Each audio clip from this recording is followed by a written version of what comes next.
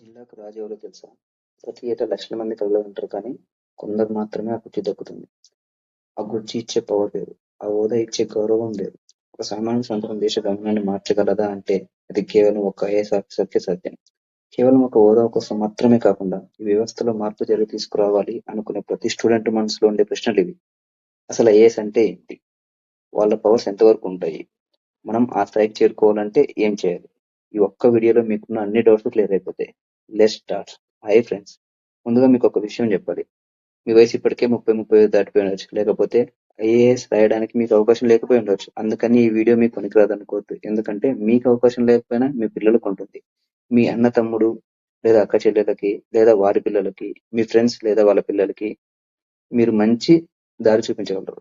ఒక మంచి ఐఏఎస్ అధికారి ఎలా అవుతాడో తెలుసుకొని వాళ్ళకి చిన్నప్పటి నుంచే గైడ్ చేయగలరు. గుర్తుపెట్టుకోండి, ఒక కుటుంబం నుంచి ఒక ఐఏఎస్ వస్తే ఆ కుటుంబం మాత్రమే కాదు, సమాజం కూడా మారిపోతుంది. కాబట్టి ఈ వీడియో కేవలం పరీక్ష రాయబోయే వాళ్ళ భవిష్యత్తు తీర్చిదిద్దాలనుకునే ప్రతి ఒక్కరి కోసం. ఐఏఎస్ అంటే ఇండియన్ అడ్మినిస్ట్రేటివ్ సర్వీస్. ఇది భారతదేశంలోనే అత్యున్నతమైన ఒక సివిల్ సర్వీస్.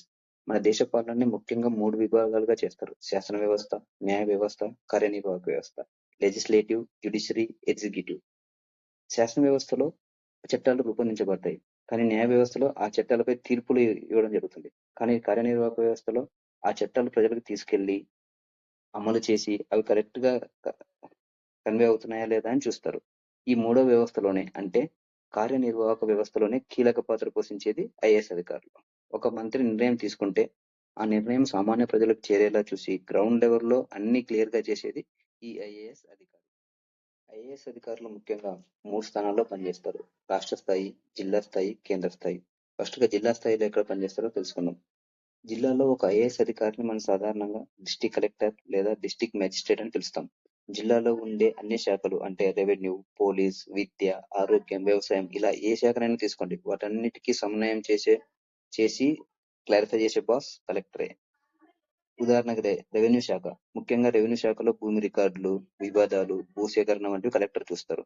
ఉదాహరణకు మీ ఊర్లో ఒక కొత్త రహదారి వేస్తుంటే భూమి సేకరించడం నుంచి రైతులకు పరిహారం అందించే ప్రతి అడుగు కలెక్టర్ పర్యవేక్షణలోనే జరుగుతుంది.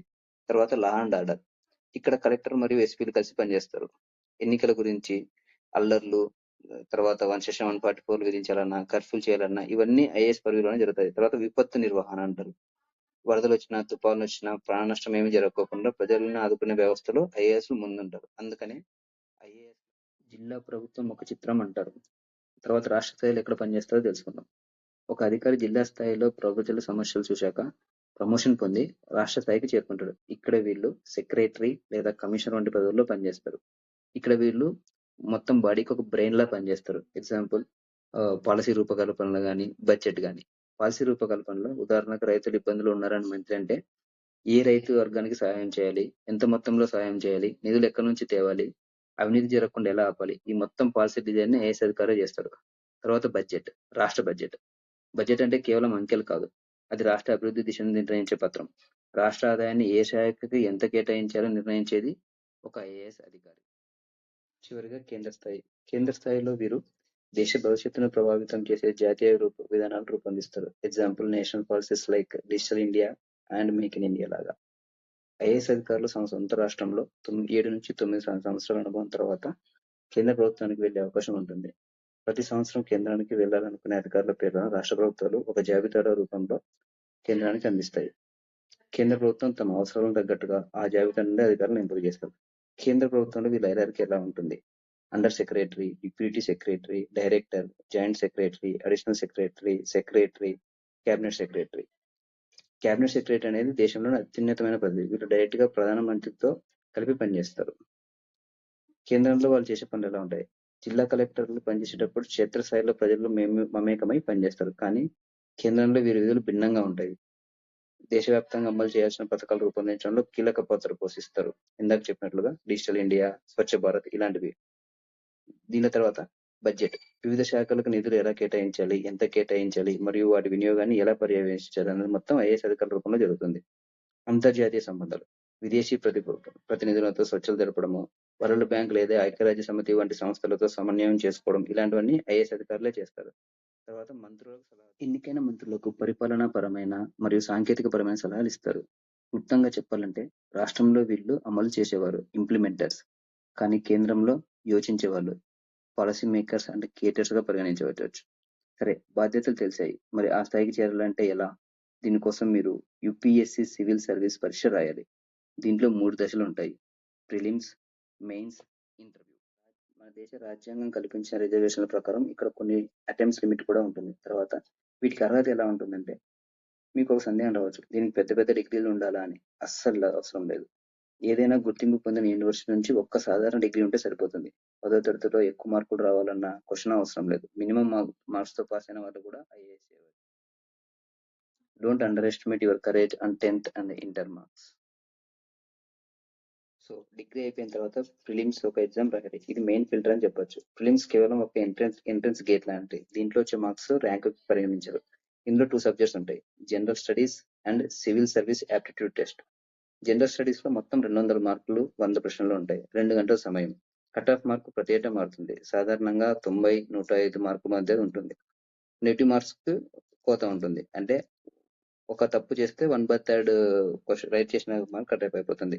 ఇక్కడ ఏ సబ్జెక్ట్స్ ఉంటాయంటే current affairs, history, Geography, polity and governance, economy, environment and ecology and general sciences. ఈ సబ్జెక్ట్స్ తో ఉంటుంది. Second, civil service aptitude test. ఇందులో 200 మార్క్స్, 80 క్వశ్చన్స్. ఇది కేవలం క్వాలిఫైయింగ్ పేపర్ ఖచ్చితంగా 33% రావాలి, అంటే 66 మార్క్స్ రావాలి.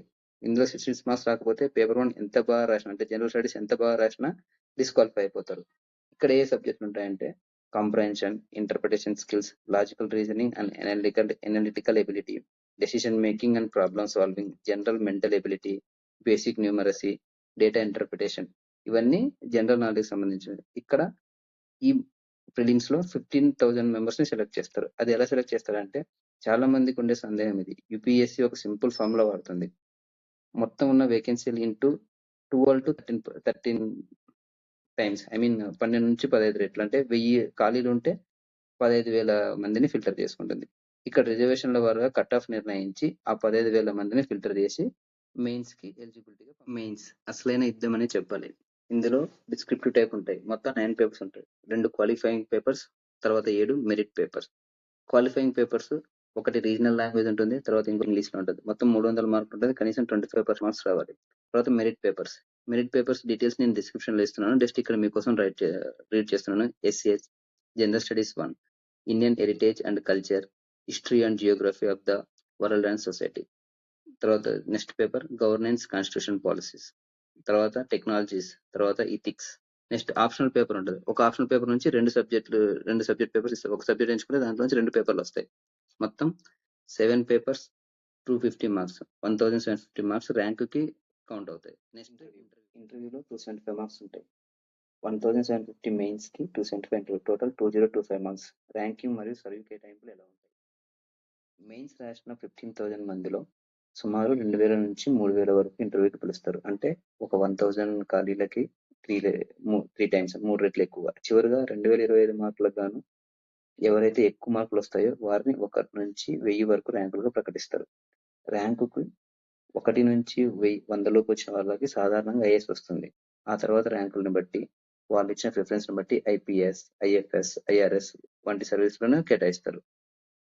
ఈ ఏ ర్యాంకుకి ఎంత వస్తుంది అన్నది నేను కామెంట్ సెక్షన్ లో పెట్టాను, అక్కడ చూసుకోండి. గుర్తుపెట్టుకోండి, 2025 మార్కులకు గాను మీకు కేవలం 50% మార్కులు, అంటే సుమారుగా 1,100 మార్కులు వచ్చినా సరే టాప్ ర్యాంక్. చూశారు కదా, ఐఏఎస్ అనేది కేవలం ఒక గౌరవప్రదమైన ఉద్యోగం మాత్రమే కాదు, అది ఒక పెద్ద బాధ్యత. వ్యవస్థను మార్చే ఒక అద్భుతమైన అవకాశం. మీలో ఎవరికైనా ఐఏఎస్ అవ్వాలనే లక్ష్యం ఉంటే ఈ రోజే మీ ప్రయాణాన్ని మొదలు పెట్టండి. ఈ వీడియో మీకు ఉపయోగపడితే లైక్ చేయండి, మీ ఫ్రెండ్స్ తో షేర్ చేయండి. ఇలాంటి మరిన్ని ఇంట్రెస్టింగ్ వీడియోస్ కోసం మా ఛానల్ సబ్స్క్రైబ్ చేయండి.